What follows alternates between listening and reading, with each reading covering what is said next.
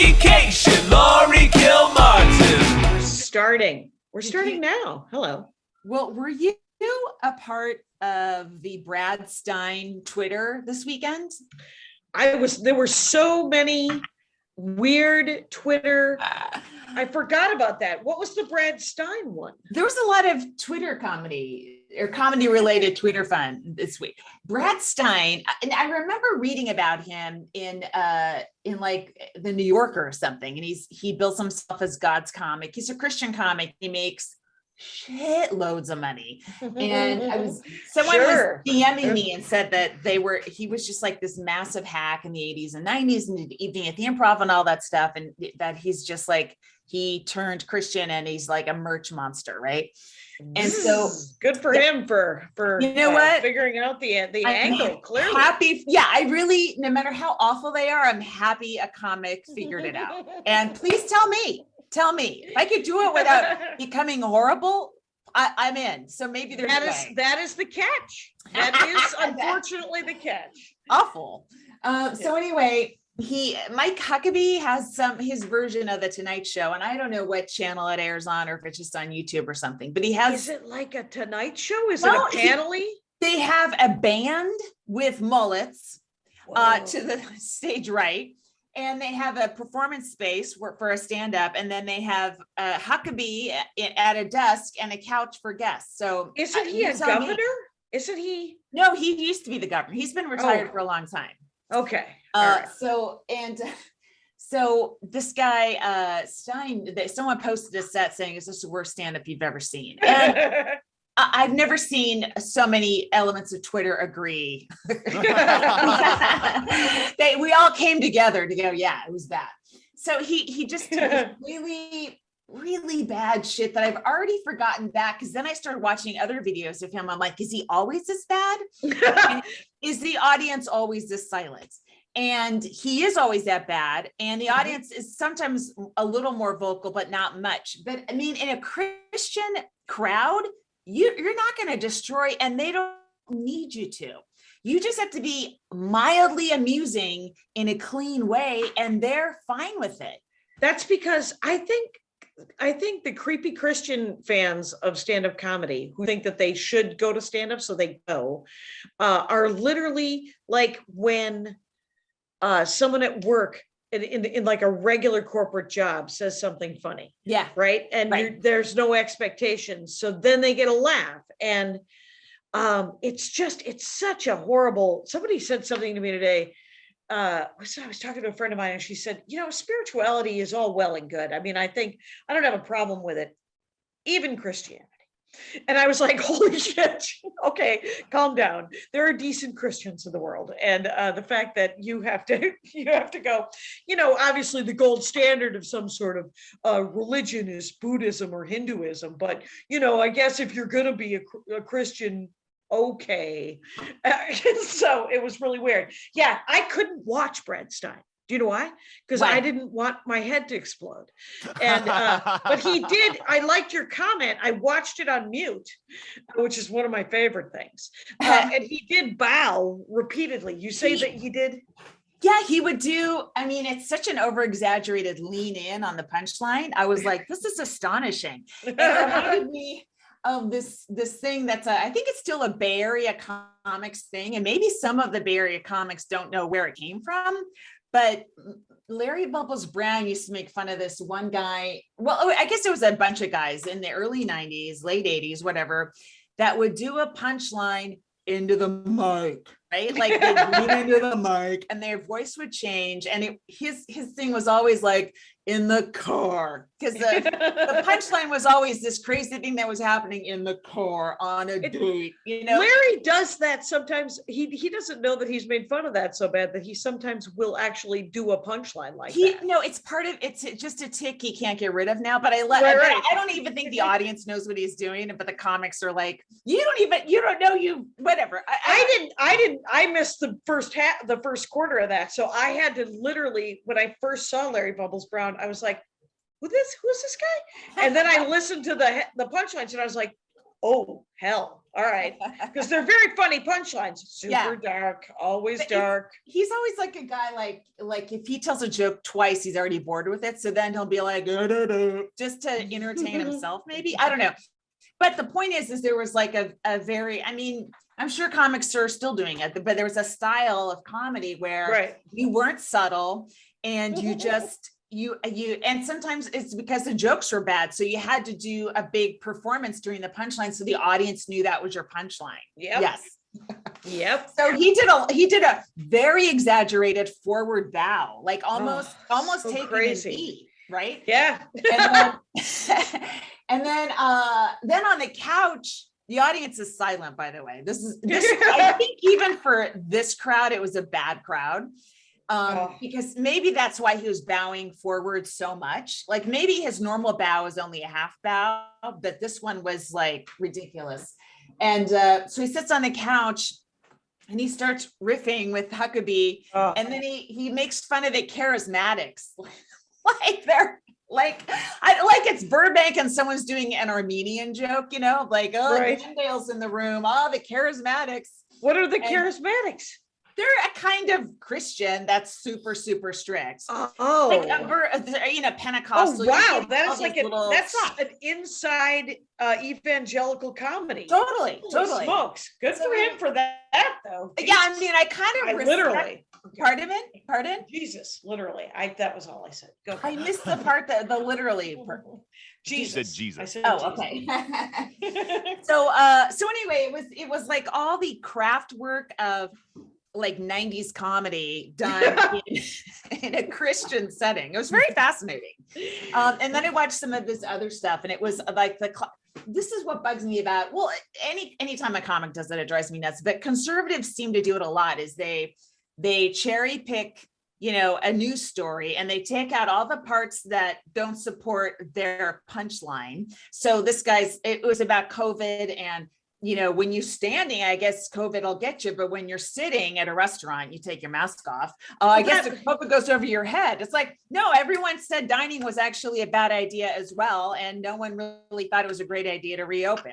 I wouldn't do that joke on stage, but I say that, you know, just in passing. In life sometimes, we're seated, we can't get it, but I do know that you can get it, and you're actually being sarcastic, making fun of the fact that everyone's acting like we're fine dining, and this guy was actually pretending scientists were saying that, and then that was his joke. That's right. And let me digress real briefly here, just because I've had, and these are sane people two people have said to me in the last week, they're like, so the mask mandate just goes away arbitrarily? I was like, yes, they have to arbitrarily pick a date where they're like 77% of the public is vaccinated.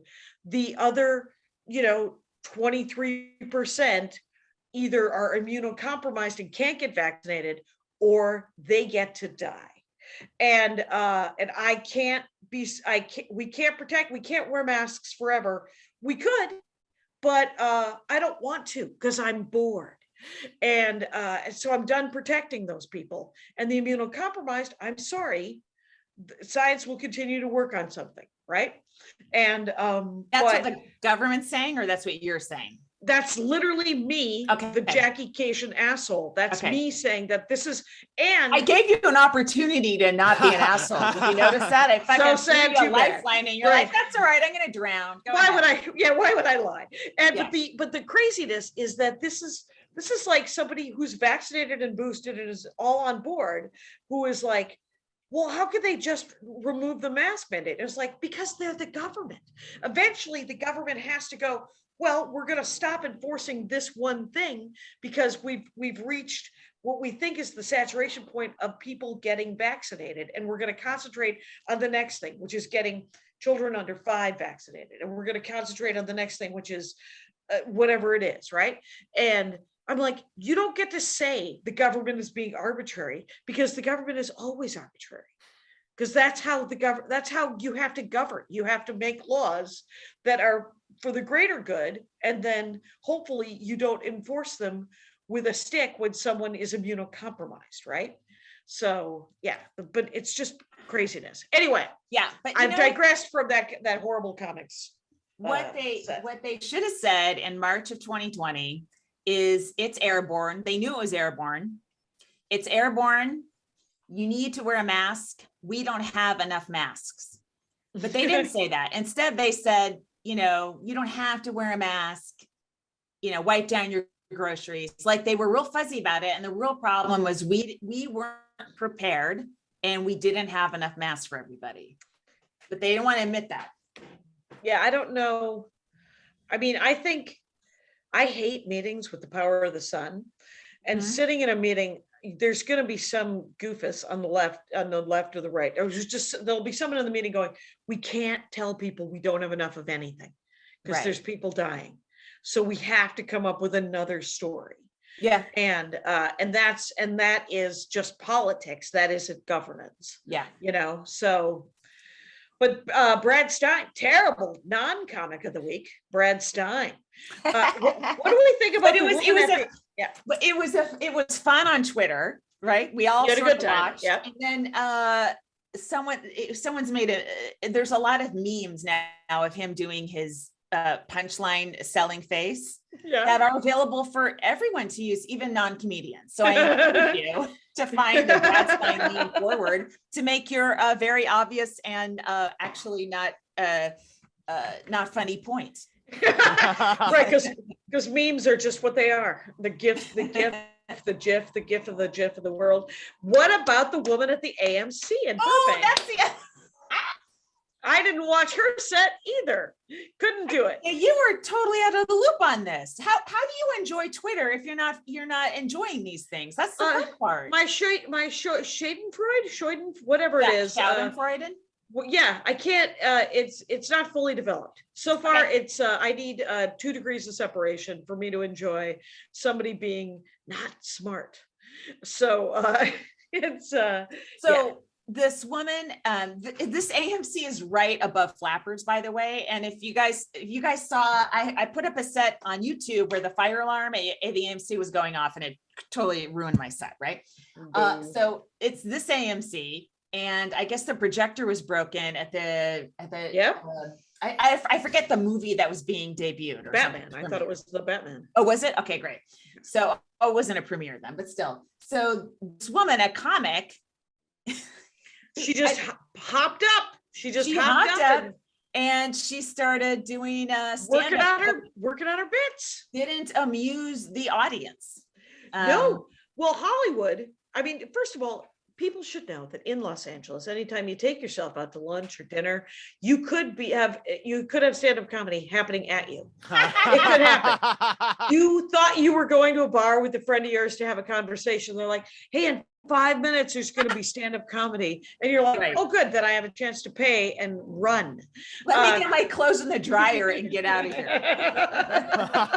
And so it can happen right, because laundromat too. Right, yeah. It can happen absolutely anywhere. Hat stores. It doesn't matter where you are. Yeah. So, but the thing is this was not. It didn't even have the illusion of it being produced. Yes. What Jenny Mcnolty, she's been a comic of the week. Yes, yeah. My favorite experience of the only time that I've ever had to run one of these is she had a show in West Hollywood. She was like, will you do my show in West Hollywood? I was like, of course. So I park, I get there. I get a text about an hour before. She's like, I'm actually on the road. Can you run the show tonight?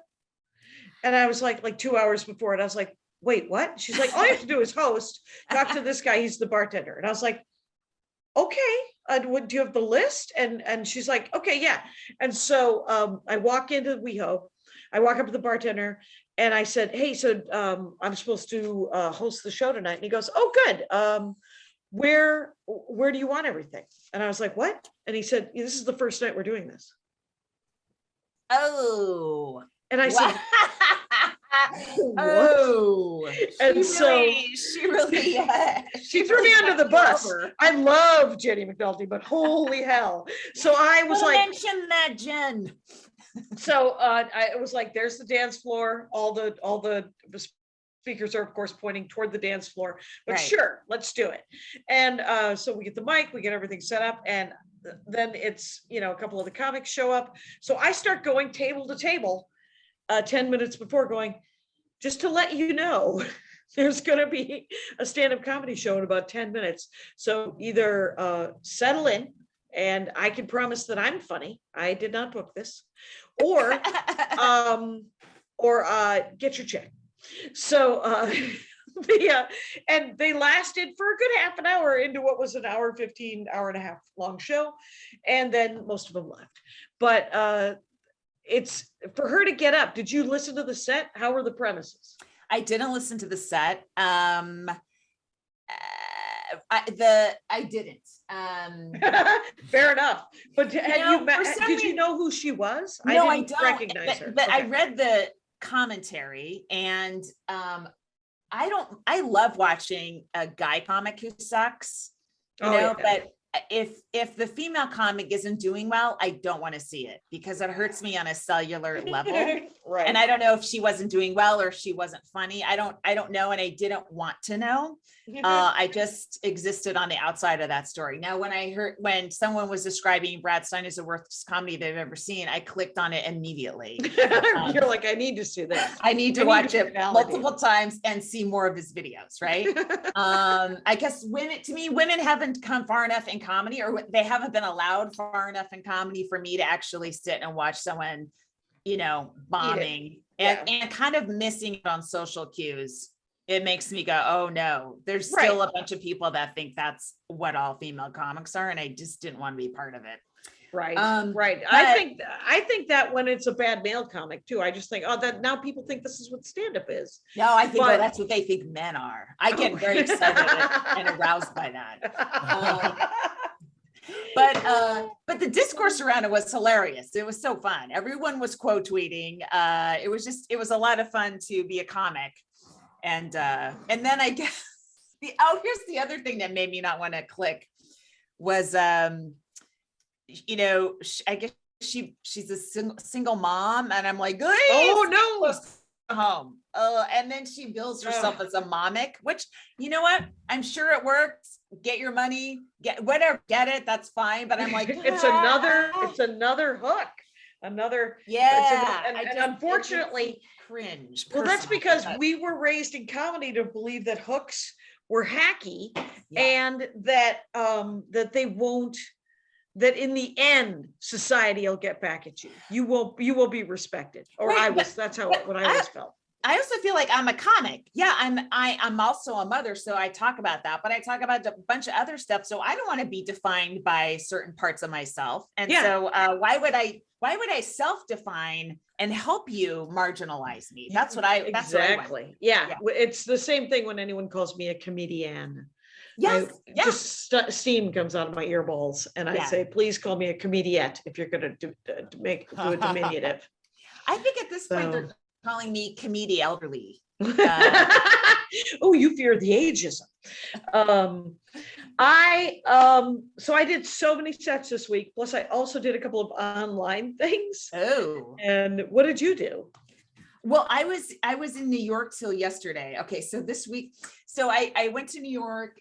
I was there on weekdays. So it was like very little money, right? And, like barely covered cabs and all that kind of stuff. And, but it was, it was fun. I did a bunch of spots, got a little bit of work done on some jokes. I didn't like break open a whole new chunk, but I feel like, I figured out this thing that it just had like a little bit of extra in it, and I took out the extra and it goes right to the punchline and it's like clean now. I'm like, that's awesome. I mean, it's filthy, but it's, what I mean. Right.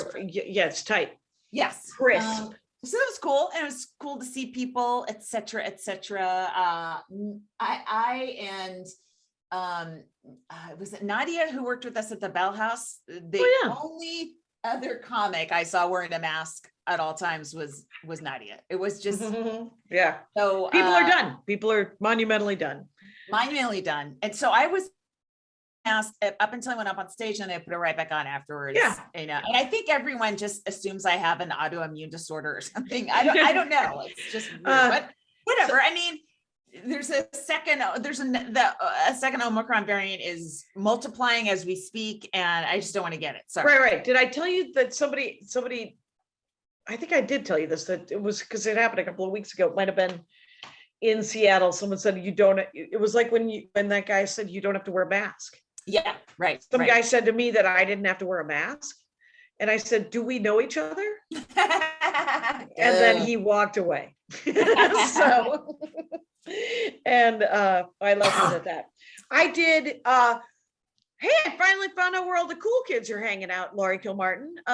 Jackie, I hate it when you say the cool kids. Stop it. Stop it. Well, it's, they were a gorgeous pile of 22-year-olds. Right. At a rooftop comedy show I did on Thursday at a place called Mama's Shelter. Jackie, you're a cool kid. So well, the cool kids don't say they're the cool kids. That was 30 minutes ago, if I might quote yourself. So bam. Anyway, so I go to Mama's Shelter, which is, do you remember Karma Coffee? Do you remember the Karma Coffee? Yeah, isn't there Trejo? Jesus Trejo has a taco place near there. Yeah, yeah, and it used to be Big Wang's. Yeah, I mean, it was this weird strip mall on Cahuenga and Selma. It was one of the first places I did comedy in LA. Yeah, so it was south of Hollywood Boulevard, and but Selma, on that street, if you go east of Cahuenga or west of Cahuenga, there's a giant, beautiful old building called Mama's Shelter, and Mama's Shelter has a rooftop comedy show, I think every Thursday or once a month on a Thursday, right? And they're gonna get you, and it has, I think it has 1 or 2 paid spots, and it was packed, and it's outside. And it was gorgeous. It was sunset, and it was a 15-minute. And so I walk into Mom, and here's the weird thing: is parking. Parking was $25, and so it paid. So it paid for the parking. Okay. But if you're a different person than I am, I bet you could find street parking and hike in. This one didn't wanna. So I walk into the bar. Nobody's masked. I'm masked.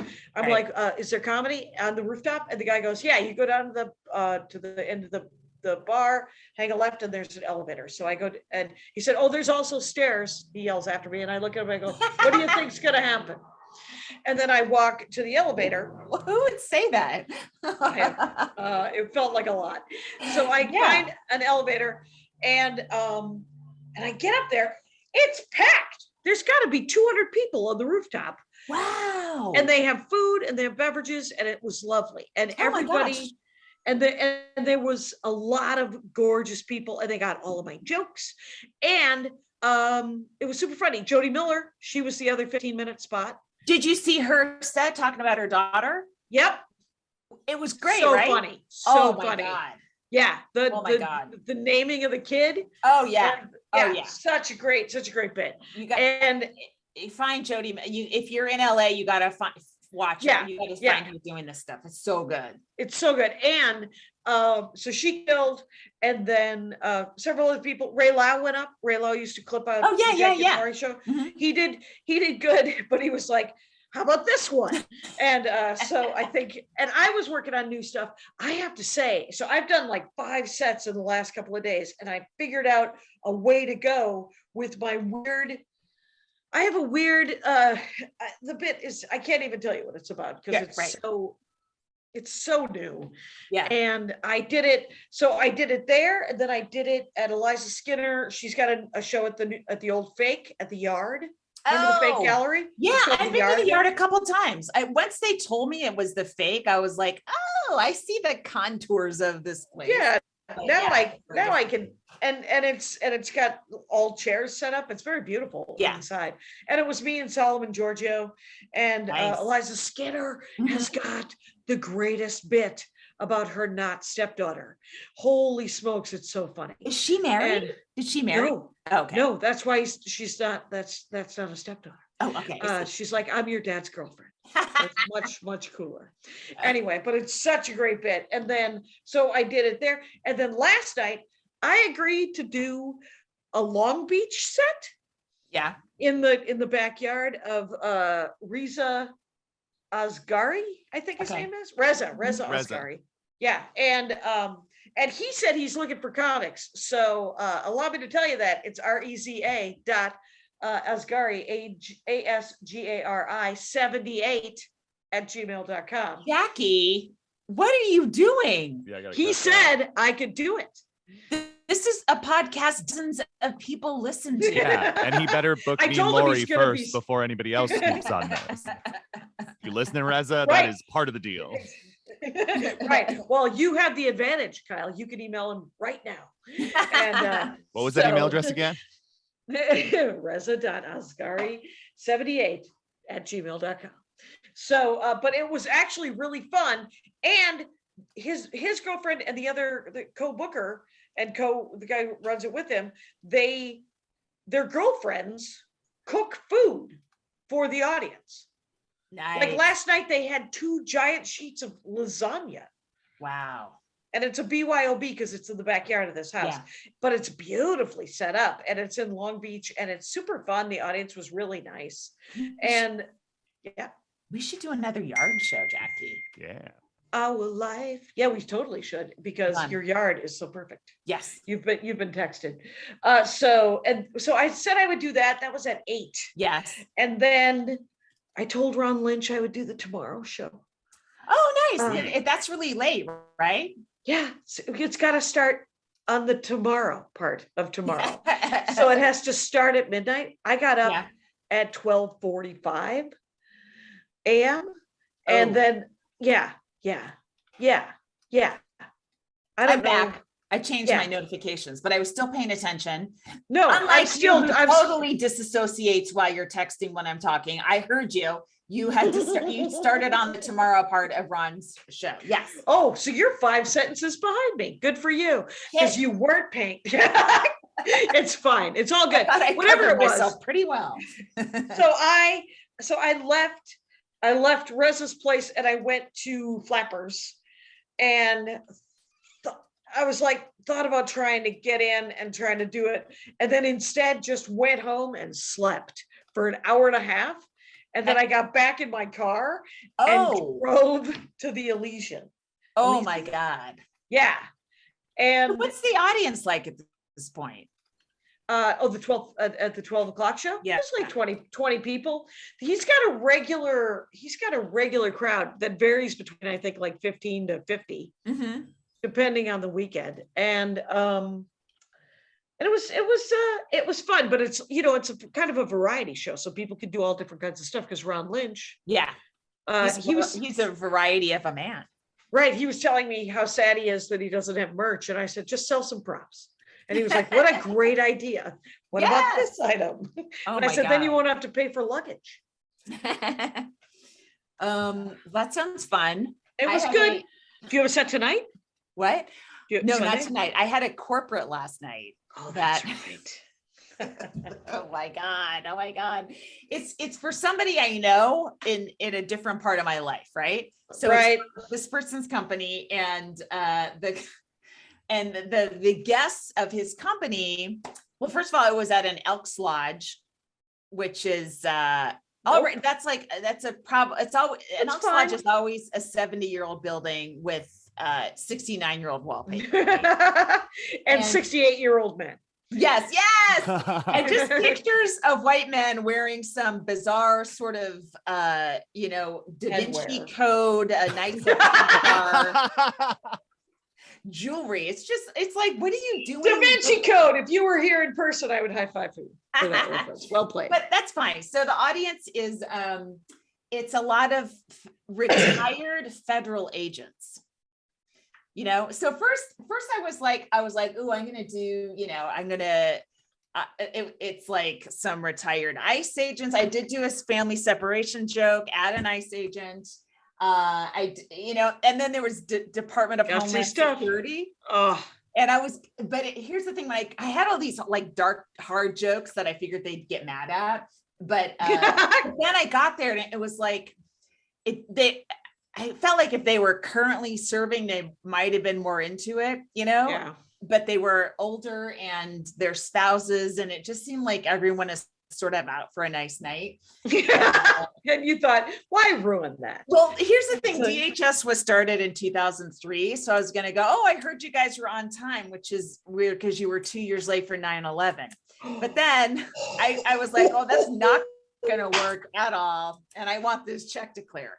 So I didn't do it like a coward, but I mean, obviously it was Oh, but you started in just did it response to now, and I am 9/11, very so excited whatever. about it today. And Okay. here's my point. So I get there and, they're having snafus, and the guy who runs it, who hired me, is the nicest guy. So it's, just things, Sure. he's not used to throwing these things. He Yeah, just yeah. kind of did it on a whim for some clients, right? Technical is So- technical. Yeah. Yeah, so his food people went to the wrong Elks Club.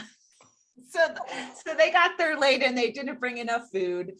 And where everyone was sitting at tables, and every table had like a chandelier over it, and the stage had no lighting. So I was the only person in the unlit part of the room. And then I was like, first of all, not only are the jokes I wrote for these people I'm not going to do, but also about 70% of my material I'm not going to do. So I was trying to memorize older stuff from Tulsa, Oh, and so shoot. I had some old stuff that I did, but also I was like, I'll just do crowd work. I'll just fuck around with these people. It's fine. But a lot of old men, and old men sort of, you can flirt with them and it doesn't matter. And then I would say, so I would talk to like, what do you do? Which agency you work for? And it was a lot of yes or no, or very short, curt answers. And then some guy, started complaining about that. And some guys like, we're trained to say as little as possible because we don't want to reveal anything when we're testifying in court. I'm like, this is a fucking show. This is not federal court. Talk to me. Yep. I think it was a fun show, and I think they had a good time, but it was exhausting, Jackie. Yeah. Like I was up there for 55 minutes. And I was talking to everyone. I was Draining. almost Yeah. manually pulling their guts out of their bodies to see what we had in there. And it was, I left, I was like so tired. Yeah, Like, that's exhausted from exhausting. stand up. Right. Those are the hardest ones, is when you're just like, Yes. you're like, come on. How about this? How about this? How about this? How about this? It's like you might as well play tennis against like a wall. But also So- like I had to give that Brad Stein energy to even regular jokes that were Right. hard to get. Like, Right. like there's some jokes I'm like, oh, this one's way too subtle or too cruel, and I'll never even try it with this crowd. But even like normal stuff, I had to like oversell. It was like physically tiring to scoop up all these people into my body and try to make them laugh. Yes. Last night the guy went first. I knew him once he went on stage, but I didn't recognize him because I have that face thing. Right. Wait, Do you know That's a that guy? woman's name you just I typed. do. Okay, he's a guy. Okay. Anyway, but so he went up and in his defense and to his credit, he tried so hard to warm them up. But they were already kind of super drunk. Wow. And there was a woman in the front row from Scotland who had kind of been lit up by Reza and the other MC, whose name escapes me. And so they were sort of in chatter mode. Yeah. And so he didn't get to really get into his material. Mhm. So he did, and he was only doing 15, and he had to do like 12 of crowd control. And he was shouting premises and then shouting punchlines. I wish I could have seen this. That It was so, he was throwing so much energy into an outdoor show, as you know, which just fades into the Yes. You're screwed. And then I went up and I was like, I'm going to be doing stand-up comedy. I don't want to talk to any of you people. So then I told the old Rapture joke, which isn't that old, but it's from the old album. This is my current album. And I said, there's the bar. That's how they're going to go now. And then I worked used to yell at you people. So I you am not going to either be, yes. come to me or stay there. Stay there quietly amongst yourselves. And then there was a 17-year-old in the audience and with his mom, and his mom came up to me afterwards and was like, there's been so much sex talk. He was like, is it really like that, Mom? Is it really like that? And she was like, I don't need to be heckled. I'm right here. We're just watch the comedy. I don't need, I'm not answering your questions right now. And she was half in the bag too. But it was such an interesting. Drunk lady brought her teenage son to the show. Yeah. Long Beach, All baby. right. It's welcome to Long Beach. And I was like, I hope you guys all live walkable. Anyway, so yeah. So let's do a break. Let's do a break for you guys. Yeah. Okay. And let's do comic of the week, which I just watched. It's on Amazon Prime. She may not need the Jackie and Laurie bump. No, I think it's only Australia, New Zealand, so it can't. Oh, hurt. really? Oh, okay. yeah. I got to see the clip, and You it can was watch it here. This is great. Oh, okay. Ann Edmonds, right? Yes. Ann Yes. Edmonds. Yes. Ann with an E, Edmonds with an E. So ANNE Yeah, check EDMONDS, and the number 1 Yeah. is her Twitter. Yeah, very funny. I hadn't heard of her, and Kyle brought her. Yeah, to I'm a big fan our now after attention. LOL Canada. What's LOL Canada? Oh, so It's the show. Yeah, Amazon picked up this Japanese game show where it's 10 comedians in a room for 6 hours, and if you laugh, you're out, and the last one wins 10 grand either for themselves or a charity, depending on which show it is. And there's Canada, Australia, Mexico, Italy, France, Japan, and one more. They're incredible. And the LOL stands for last one laughing. Last one laughing, and Anna's on the Australia one, and the Canada and the Australian ones helps that I'm a comedy nerd for both places, but they're both just murderers row of amazing comics. Oh And my are they doing a set at a person, or Nope, are they just? you're sitting in a room and it's like green room mayhem for 6 Okay. hours. Kilmartin, Okay. you would You destroy. do so well. Like this, You you would would- be a slaughterer. I I would be thinking about gone watching it. Yeah, immediately. as would It'd be I. like You would kill everyone, Laurie. No, I don't think You- so. You and Blaine Capatch would just Yeah. sit there, and the rest of us would just file the I think fuck that's out. why there's no American one, is we've accepted Laurie and Blaine would win. So why? It's because I don't know. because you do really good ball busting kind of like just sort of like zingers where you're just like, oh, I mean, literally sometimes, Laurie, and this is just blow smoke up your We'll ass. cut all whatever. this out. Don't worry. But sometimes, please cut this out. Laurie, if you I don't sometimes agree you with these just compliments either. So that's exactly what I'm talking about. You would say something like, oh, I don't agree with these, and I would laugh, and then I would have to leave the room. Yes. And then alright, whatever. and then you would have to give all the money to racists, because that's who I would have given it to. To racists. What? Oh, races. I was like, I'm glad we did a second pass on that. Right. It's why I don't know why. races, right? I'm not happy about how they about their acronym, because it does sound like racist, and everyone always thinks you say racist. And if you go racist, people are like, "What the hell are you saying?" It And I'm like, sounds "I'm like saying you're a bit about Nicaragua. Nicaragua. Yeah. Nicaragua. It's true. Now, I am going to Eureka, Arcata, Humboldt County this weekend to do the Savage Henry Comedy Club up there. Gonna fly in on Thursday. A velo. You know, I know what the word fly means, and I actually don't need you to act it out like you're Like in Brad school with Stein? 3-year-olds. Like Brad Yeah, Stein? like Brad Stein. That should be the default. But I'm looking forward to it, and because it's a really pretty little town. And then next week I'm in Ann Arbor doing Ann Arbor Comedy Showcase. Yeah. And then I'm gonna see my fam for a second. And I forgot about that, because we're working with my mother-in-law. I'm gonna figure out, we got to get her down here to look at apartments, because she has this terrible arthritis and rheumatoid and all this stuff, and it wakes her up in pain. And she had to go to the ER the other night, and they gave her fentanyl, and she was like, "That's the stuff." And I was like, "No, that's actually not the stuff." Oh my God. Oh And my God. I said, "That's the thing that kills people." And she's like, well, and she has a great deal of fear about taking all the stuff.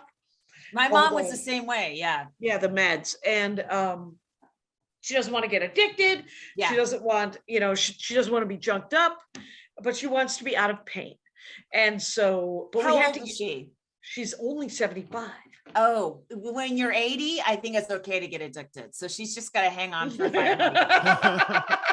Right, her birthday's coming right up here. Oh, So she's gonna be 76, and so just 4 more years. Yeah. And yeah, so I think yeah, so but she's too far away to so, and I've been talking to her a bunch just because I tend to drive and dial, right? Right. So whenever I get in the car, you've been a recipient. I have been. Yes. And Yes. you're like, I'm trying to get some work done. Feel free to text me. And I'm like, no, I'm driving. I'm not going to text and drive. That would be rude.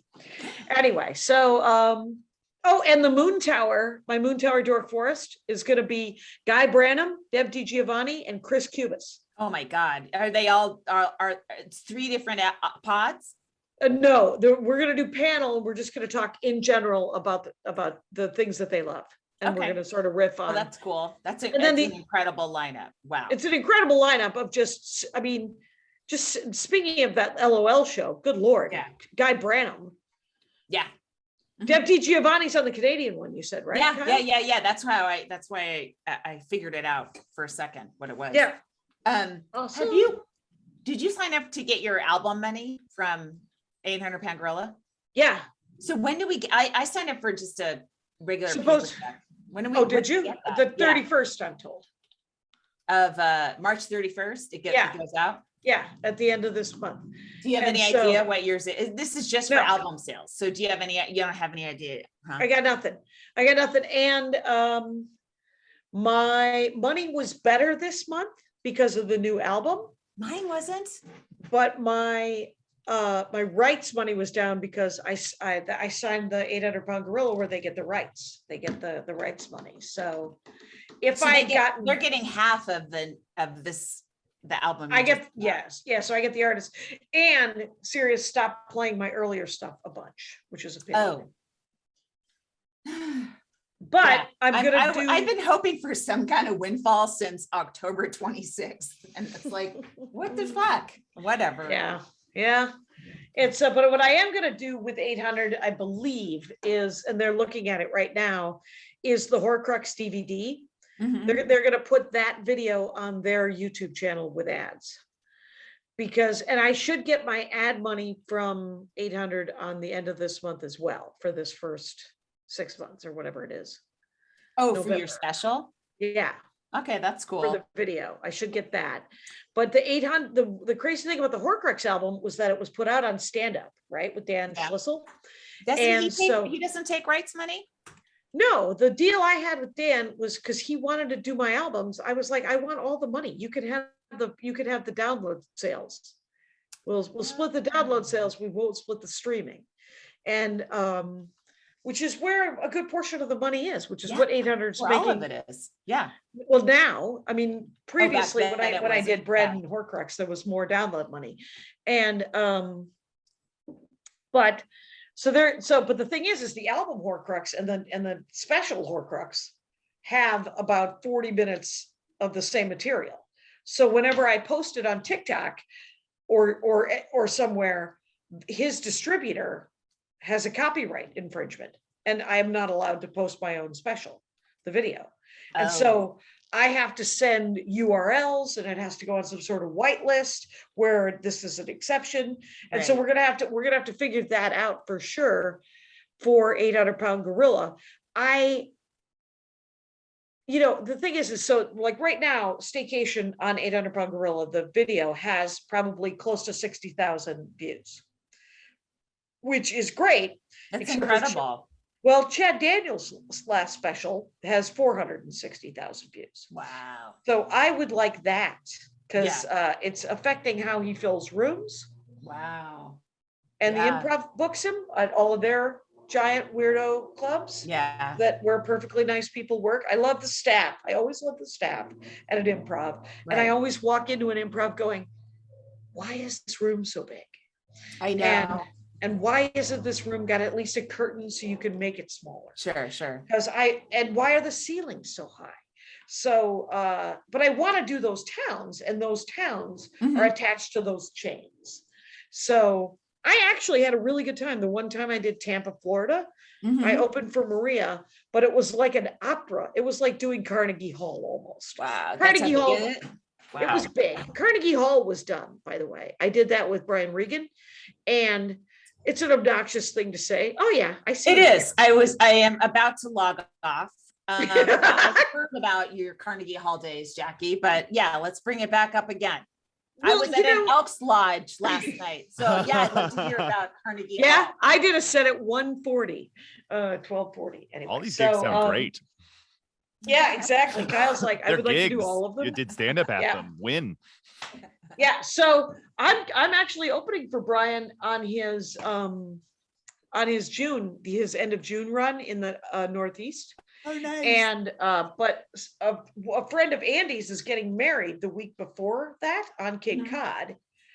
And I'm gonna go visit Joe Wilson, co-host of the Dork Forest, and good friend of mine for the last 25 years has pancreatic cancer. And so Oh. we're gonna fly in early, go to visit him in Albany, New York. And then we're gonna go to Cape Cod for the wedding. And then Andy's gonna fly home. And then I am going to stay in Boston for 2 days. But it's a Monday, Tuesday. So I don't even know if there's sets.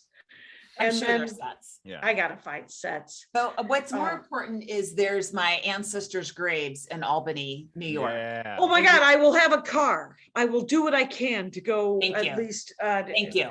some sort of drop a flower, do a damn thing, Thank you. and go say some sort of Irish prayer. And I'm just like, oh, look, here's some corned beef. So Well, let's do another break before okay, our lives explode. we're back. 45 jokes about my dead dad is gonna, did I tell you guys this already? But you resold it, right? Or Well, Chris Italia, who's like part of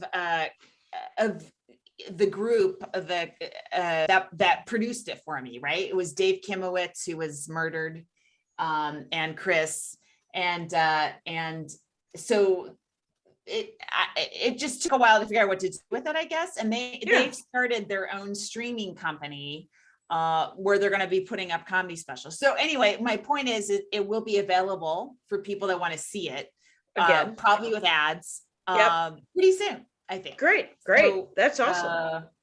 Yeah, I don't know if that'll be extra income for me, but hopefully maybe I can chop it up and put it up You on. can use it for clips at least. Right. Yeah, that's the key thing. And but there's something about clips that are longer than either 30 seconds or a minute Mhm. that they can interfere with the algorithm and copyright with whoever is distributing it. So because that happened with Staycation on TikTok with 800 Pound Gorilla. So, Right. Huh. Well, I don't know. but you'll fight that battle when it comes. That's Sure. so what are you doing this week? This week I am at the Punchline in San Francisco, Wednesday through Saturday.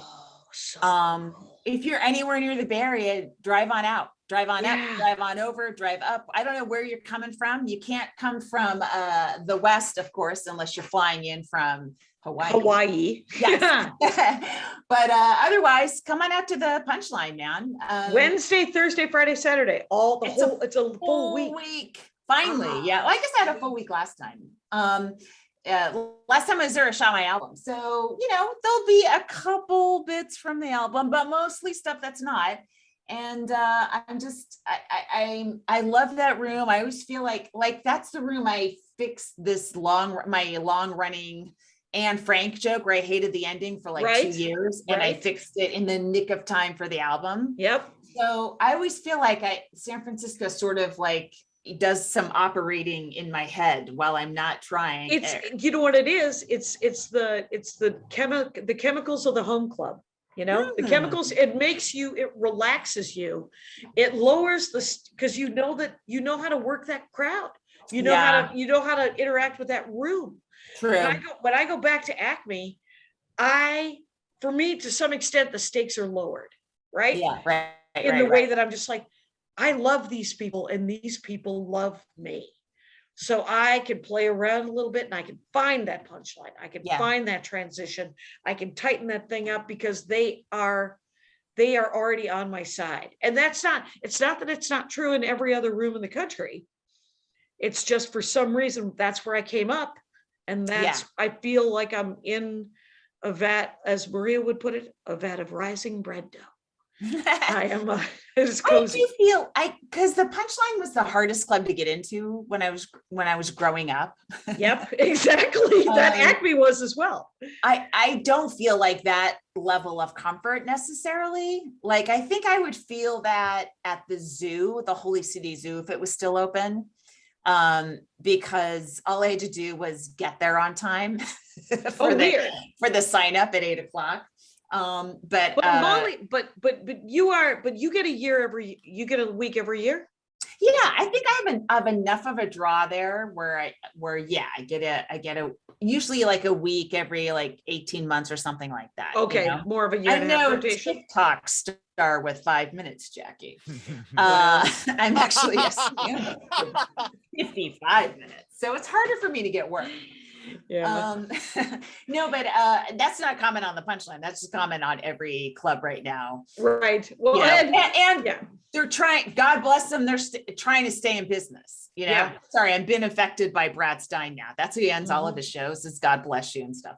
But I mean, yeah. So who am I to say? Maybe some of these clubs wouldn't be open at all if they didn't have 1 week a month given to a TikTok star. I don't know. I don't know their books, you know. You know what Jay London said to me last night after my set? He said, before my set, he said, so you're doing real stand-up, right? And I was like, what's happening? I was like, what are you doing? He's like, what is he doing? I haven't seen him since I saw him on TV like 15 years ago, I don't think. Right. He's up there. It's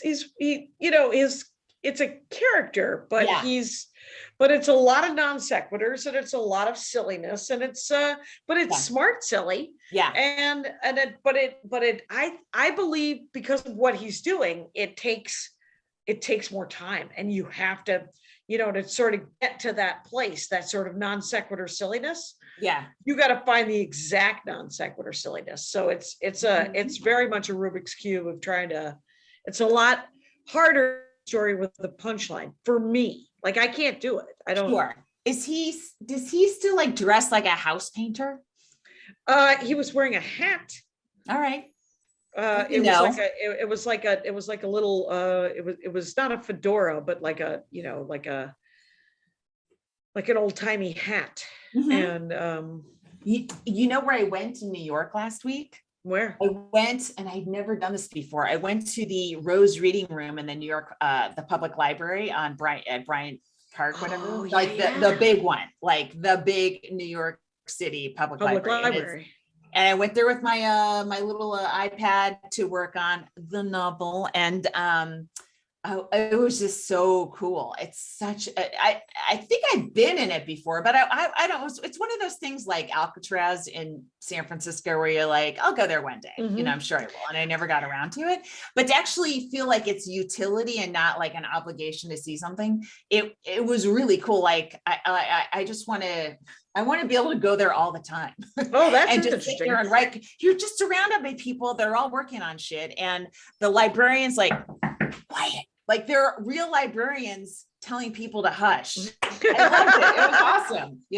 That's great. And those little gold like lamps. Every table has like a little gold lamp. It was really, really cool. And you're like, I'm in the company of ghosts that are great ghosts. Like. Are iconic ghosts. So it's really neat. I just recommend it if you're in New York to do that. I'm reading a book that the prose was it wasn't dense. It was actually, it got lighter as the book went on, but I couldn't read it. I had a hard time reading it. So I got it on Audible, and it's beautifully written, and it's a lovely, lovely book. And it's a weird premise, but it's called A Gentleman in Moscow. Oh, okay. And it's essentially about a guy in 1921 who he was a count, and when the Bolsheviks won, he is put under house arrest in a hotel for 35 years. Is this true? I don't know. I need to check, but I don't think it is. I think it's just, I think it they might be probably would based have on killed something. him, right? Wow. Well, they didn't kill him because he had also written a poem about the revolution in 1917 that was pro-revolution. But he was a count and he was a relative of the Tsar. And so, Yeah. yeah, so whatever it was, I should find out if it's based on any sort of true thing, but whatever it is, it's incredibly well written and it's beautiful and it's actually very sweet and funny. Yeah. Yeah. So, but that's what I'm reading these days. And then I watched Gilded Age on kind of fast forward. Yeah, I was going through that. And Bridgerton came out the other night, so I'll be watching the second season of Bridgerton. Okay, I'm watching. I started watching Smilf. It ended a couple of years ago. What is that? It is a Single Mom I'd Like to Fuck. That's the acronym. Okay. But it's also it's on Showtime, and it's so funny. I think it's weird. It ended. There was some like sort of harassment thing about the set, you know, and I didn't look into it, but Right. but it's really funny. And Rosie O'Donnell plays the mom, and she's fucking great. She's that's great. awesome. She's like she plays a Boston mom. Yeah. Anyway, but I also started watching the show called Pieces of Her on Netflix, Mhm. which is terrifying. It's Toni Collette, who is, you know, she's a Amazing mom. actress. Yeah. She's incredible. She's Yeah. incredible. And she like she hasn't done any plastic surgery. She just looks like a normal woman her age. Yeah. And when you compare her to her fellow Australian Nicole Kidman, it's just like, wow, you know, they're about the same age. Mhm. It's just incredible. And anyway, Yeah. she's amazing and it's terrifying. It's a thriller. It's not horror, but it's really, really good. I'm not done with it. But I was going like this on the plane. You were jump scares. Yeah. Yeah. A bunch of episodes. Yeah, it's really I watched Ghostbusters Afterlife on the airplane, you guys, and it's actually really good. And you know how every tween is renaming themselves?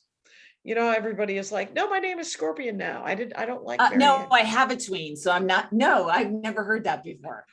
None of your sons. He's a teenager now. He might have actually aged out of it, but everybody who's 11 and 12 right now, they're like, I'm a they them, and I'm.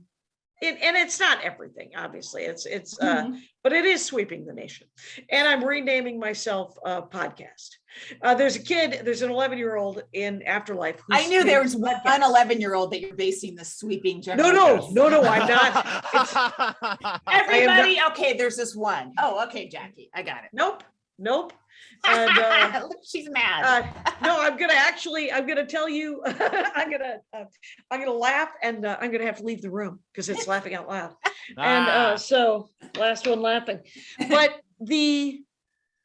after it's Paul Rudd and I forget who else is in it, but it was actually very sweet and very good, actually. Though I was mad that Sigourney Weaver wasn't in it. Oh, because I like Sigourney Weaver and everything. Sure. I've lost interest in my own story about a movie that I started looking at your nails. I have a paper cut on my finger, and I was like, that's I was like, did she all of a sudden become? Did she become a fingernails comic? You know, like you have never been. No, not at this time. I would I would love to. When we were at brunch, somebody had gels, and it was probably Holly. Was it Holly? Yeah. Holly was talking about nails. I would love to try that once, just to see what it's like to have attractive hands. Oh, come on. But how do you type? How do you do things? You know, you have to learn how to do things. It's Danielle too. Danielle also had them. And oh, right. Yeah. Ask Danielle about it, or Jackie Fab. Oh, I did. Those guys have like long. Well, no, Danielle's were shorter, and she insisted they wouldn't pop off when I swim. And but I don't know. Right. It seems like an investment, but you would find out almost immediately. Right. And then I have to go right back to the manicurist and Spend have them all taken off. Right. Mm-hmm. It would be that experiment. Right. Where are we at here, Kyle? We have a minute and 30 seconds. I'll be All in right. Toronto the end of April. And please, if you are in Toronto, come see me because I'm missing 3 of my son's swim meets for these gigs, including And Moon the Tower. championships and Moon Tower. So please come out. And if you're in Austin, Texas, I'll be in Moon Tower that week. And I don't know if you guys want to meet for coffee or something. I'll meet a bunch of Jackie and Laurie fans for coffee if they want to. I will not, and do not approach me. I will be sitting in my hotel room in a robe, just enjoying being in a bed that is clean and has been made. Right. You gotta love that. Crisp, tight little sheets. Right. So I'm doing shows in Seattle first week in April. Come see me and I'll tell you every listing they've ever written in the comment box. Oh, I'll sit you that is down. awesome. Just sell us out. That's it. Sell 5th us and out 7th, right and come left. on out. That's it. Tell them who Laurie's always had a crush on and who I've always had a Oh, crush on. absolutely. And That's my both favorite have topic. you Dare murdered you? and we'll murder I you just in make your names. sleep. It's the old New York It's, named Super Handsome Guy. You wouldn't know. It was like an 80s thing. Jackie, Elon I Musk. DM'd with your crush this week. Ooh. So I have never told him, but you know what? It's always there. If you stab me in the back, I will let him know. I can't, my stomach just fell. Holy smokes. I was like, what just happened? I gotta go, you guys. It's been great. Let's give ourselves 30 seconds.